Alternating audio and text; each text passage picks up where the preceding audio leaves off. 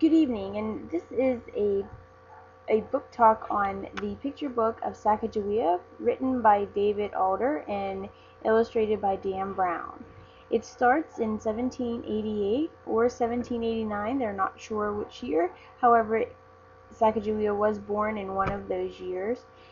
She was part of the Shoshone Indian tribe, which lived in teepees and was attacked, where a lot of the women and children were killed. Sacagawea ran and was eventually captured and taken to the Hidatsa village in Missouri. She was then eventually sold to a white man who she became his second wife and had a son with him.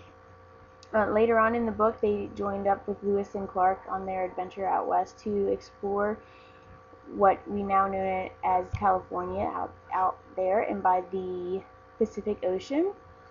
They eventually met back up with Sacagawea's original tribe, the Shoshone Indians, and she came in contact with her brother.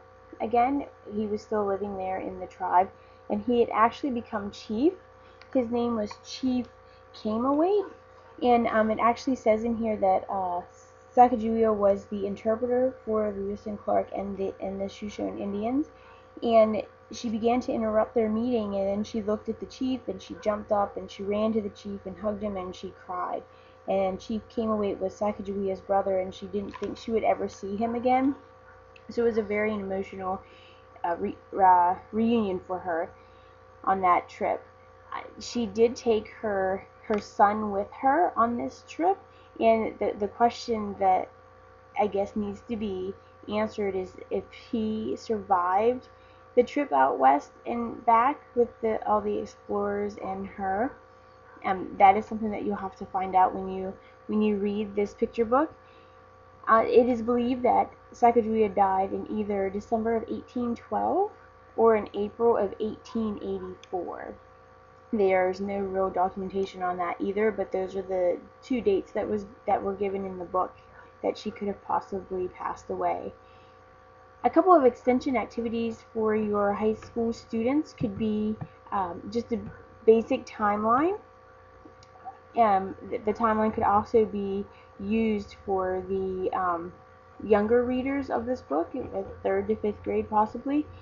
And a more advanced extension could be something on topic with geography, how the geography that Sacagawea had to cross changed since then. If we would do the same kind of exploration today, what kind of geography would there be compared to what there was when she did it in the 1700s? This was a very interesting book, very full of information, full of historical data, and it's a very good read for 3rd through 5th graders and possibly your basic history classes in middle school and in high school, just depending on the activities that you want to pair with it.